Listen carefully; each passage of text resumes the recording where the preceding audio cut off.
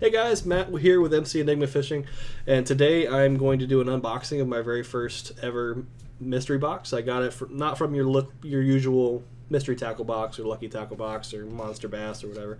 I decided to go with more of a small business that's located near where I live in Orlando. They're based out of Ocala, and that company is Gill Reaper Lures. GillReaperLures.com. They're the guys that I've met that have either fished or on pro staff with them or that are actually the people who just regularly fish their equipment. They've said nothing but good things. A good buddy of mine lives up in Leesburg, and he's told me, give these guys a try, you're not going to be disappointed. So I went to a shop up in Leesburg that actually carries their stuff, and I used it, and I'm very, very, very impressed. But what I have today is I have 3 soft plastics that I got from them and 4 hard baits. Their hard baits are all hand painted. They're all beautiful. They all look sick. I'm super excited. I'm going to go over those with you guys in just a moment. But we're going to start off with the soft baits.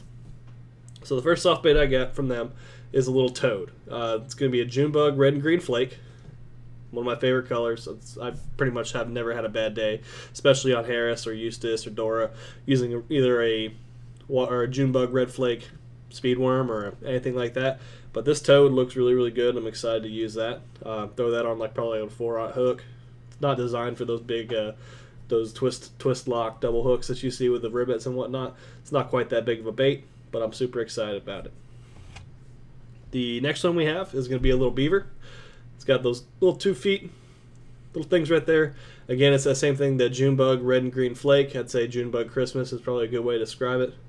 And it's going to look really, really dope underwater. I haven't had a chance to throw it around yet, but it's got a lot of good flexibility. It's not very stiff plastic like some places. It's got a lot of flexibility, especially in those appendages. I can imagine this being a very, very good jig trailer.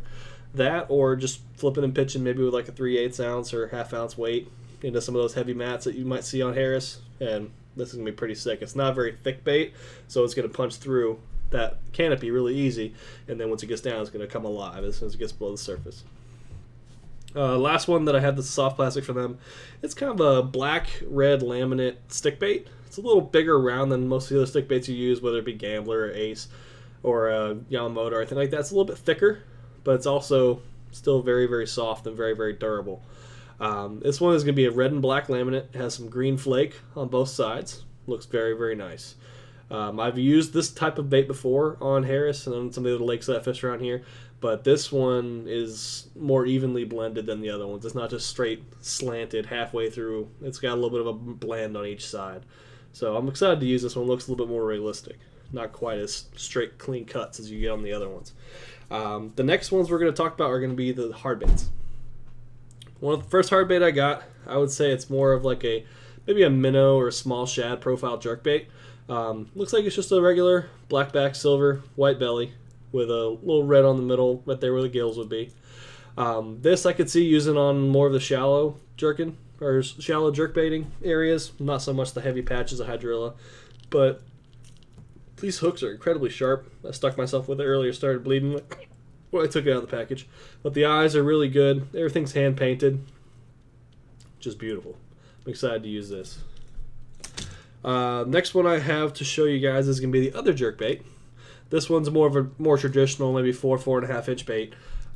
This one is more like a ghost with some purple around the middle. It's got good clackers inside. This one matches the hatch from what I've seen at Harris quite exactly. If you're ever following around the schoolers out there, you're going to notice that they are those little shad, little minnows, and they're all about this same bait profile. They're not very big. But this bait matches the hatch perfectly, and I like the fact that it's only a 2-hook bait instead of a 3-hook bait, so you're not going to have quite as rough of a time getting snagged up like I normally do in some of the hydrilla. But getting to my 2 favorite ones in the entire package. I'm a big crankbait guy. Love square bills, love deep divers, love mid-depth crankbaits. And this is one of my favorite colors of all time as far as crankbaits. It's a simple citrus shad with a red throat and a little bit of yellow on the tail. This color just plain gets bit, especially on Harris. If you can throw it around docks, you can throw it around the cypress knees, anything like that. This bait gets bit. These type of square bills deflect very, very well, and then they just keep going, and they hunt like no other's business. So I'm super excited about using this. And my other favorite color just so happened to be, they got both of them in the same box. My other favorite color is the blackback yellow, or black chartreuse with a red throat. I have a friend of mine that does baits. I'm on pro staff with their company, and these are fantastic.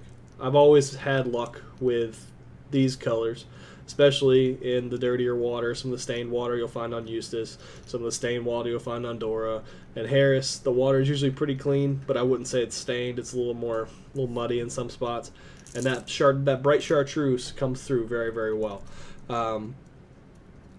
I'm excited to get these in the water. Hopefully I'll be able to get back out Harris here in a couple weeks and get that going. But I've got a tournament on the 14th out there with my fishing club. So we'll hopefully get some offshore cranking going on, some jerk baits, and maybe if we can later on in the day, some flipping and pitching down at Long Island or down Little Lake Harris. But we'll see.